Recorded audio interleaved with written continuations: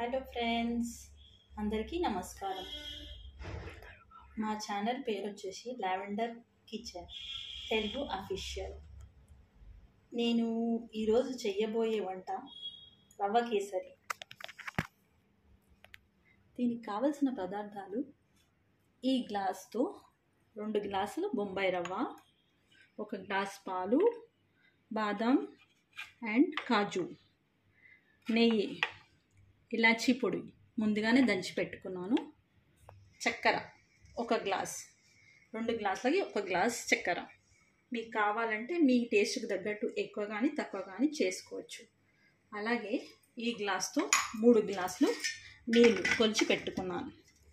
ఇప్పుడు తయారు చేయ విధానం: ముందుగా ప్యాన్ పెట్టుకొని నెయ్యి వేయాలి. అందులో నెయ్యి వేసి ముందుగా డ్రై ఫ్రూట్స్ వేయించుకోవాలి. డ్రై ఫ్రూట్స్ని వేయించుకోవాలి.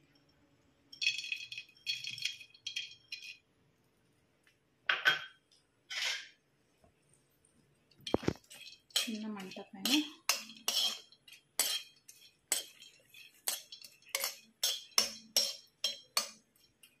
2 నిమిషాలు వేయించుకోవాలి. 2 మినిట్స్ అయిపోయింది. డ్రై ఫ్రూట్స్ వేగిపోయాయి.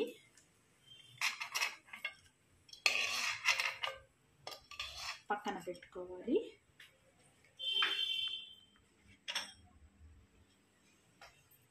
ఇందులోనే ఇంకొంచెం నెయ్యి యాడ్ చేస్తున్నాను నేను.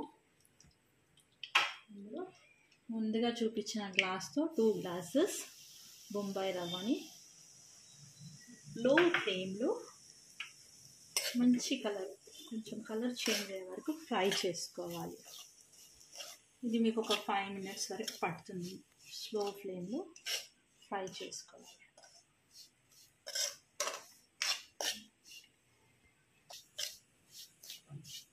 ఈ రవ్వ ఇలా వేయించుతూ ఉండాలి చిన్న మంట పైన. ఈ కలర్ కొంచెము మీకు బ్రౌనిష్ కలర్, అంటే కొంచెం మంచి కలర్గా మారేటట్టు అయ్యే వరకు వేయించాలి. దానికి కొంచెం టైం పడుతుంది మీకు. ఇది ఎంత మంచిగా వేగితే అంత మంచి టేస్ట్ వస్తుంది. ఇంకోటి నెయ్యి కూడా బాగా వేసుకోవాలి. ఆ రెండింటి వల్లే ఈ టేస్ట్ స్మూత్గా టేస్టీగా ఉంటుంది. ఇది కొంచెం వేగినట్టు కలర్ చేంజ్ అవుతుంది. ఇందులో నేను యాలకుల పొడి వేస్తున్నాను. ఇంకొద్దిసేపు ఇలాగే రోస్ట్ చేయాలి దీన్ని. మీకు ముందుగా చూపించాను కదా, ఈ గ్లాస్ కొలతతో 2 గ్లాసులు నీళ్లు మరిగించడానికి పెట్టుకున్నాను. ఎందుకంటే ఈ రవ్వ వేగేసరికి ఈ నీళ్లు మసలగానే డైరెక్ట్గా ఇంట్లో పోయగానే మనకి తొందరగా అవుతుంది. ఇప్పుడు చూసారా, మీరు గమనిస్తే కనుక కలర్ బాగా చేంజ్ అయ్యింది. కలర్ బాగా చేంజ్ అనిపిస్తుంది. మీకు స్మెల్ కూడా బాగా వస్తుంది. నేనైతే ఇందులోనే ఆ గ్లాస్తో 2 గ్లాసుల చక్కెర, మీకు షుగర్ టేస్ట్ని బట్టి వేసుకోవచ్చు. మీకు ఎక్కువ అనిపిస్తుంది అంటే తక్కువ చేసుకోవచ్చు, తక్కువ ఉందంటే ఎక్కువ వేసుకోవచ్చు. నేను 2 గ్లాసులకి చక్కెర కొంచెం ఎక్కువనే వేసుకుంటున్నాను. స్వీట్గా ఇష్టం మాకు. మీరు కావాలంటే మీ టేస్ట్కి తగ్గట్టుగా తక్కువ కూడా చేసి వేసుకోవచ్చు. నేను ఇందులో మిల్క్ యాడ్ చేస్తాను 1 గ్లాస్. ఎందుకంటే మిల్క్ వేయడం వల్ల హల్వాకి టేస్ట్ కొంచెం ఎక్కువ మంచిగా వస్తుంది. ఇంకొద్దిసేపు వేగనిస్తాను. ఆ నీళ్ళు మరిగే వరకు. వెంటనే పాలు ఆల్రెడీ కాగిచ్చి పెట్టినవి ఉన్నాయి, అదొక గ్లాసు, నీళ్ళు 2 గ్లాసులు వేసుకుంటాను. దీనివల్ల మీరేంటంటే వాటర్ కూడా ఎక్కువ పల్చగా కావాలంటే ఎక్కువ వాటర్ వేసుకోవాలి. లేదు మీకు కొంచెం ఎక్కువ బరకగా ఎక్కువ మెత్తగా అవద్దు అనిపిస్తే కొంచెం వాటర్ తక్కువ వేసుకోండి. ఒకవేళ పూరితో తినాలి హల్వా అనుకున్నారనుకోండి, కొంచెం మెత్తగా ఉండాలి.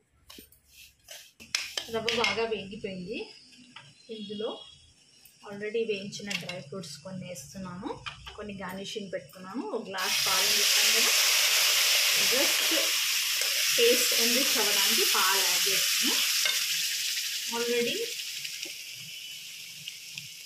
వాటర్ మరిగాయి, బంద్ చేస్తున్నాను.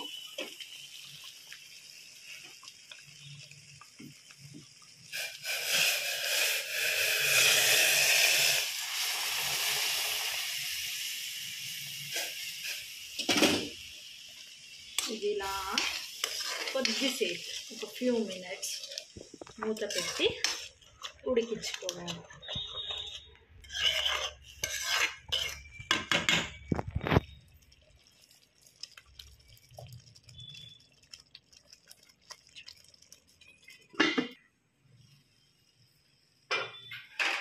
చూడండి, మీకు అయిపోయింది. ఇది ఇలా నేను వాటర్ పొడి పొడిగా ఉండాలన్నాను కదా, సో నాకు కరెక్ట్ కన్సిస్టెన్సీలో వచ్చింది. మీకు దీనికంటే మెత్తగా కావాలనుకుంటే మీరు ఇంకొంచెం వాటర్ యాడ్ చేసుకోవాలి.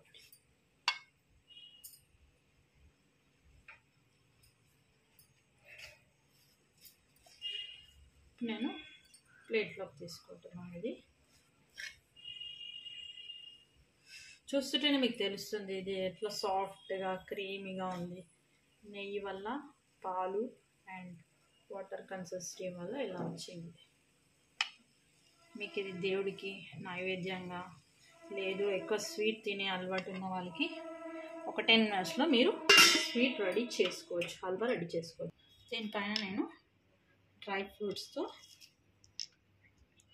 గార్నిష్ చేస్తున్నాను. డ్రై ఫ్రూట్స్ ఎక్కువగా వేసుకుంటే మీకు టేస్ట్ బాగుంటుంది. Just rose petals just for decoration purpose and use. దీంతో హల్వా రెడీ అయిందండి. దీన్ని నోట్లో వేసుకుంటే కరిగిపోయేలాగా అయింది హల్వా. ఇది మీకు దేవుడికి నైవేద్యంగా పెట్టుకోవడానికి చాలా బాగుంటుంది. స్వీట్ ప్రియుడు ఎవ్రీ 2 daysకి ఒకసారి అలా ఒక 5 minutesలో రెడీ చేసుకోవచ్చు. Thank you for watching. Thank you for your time.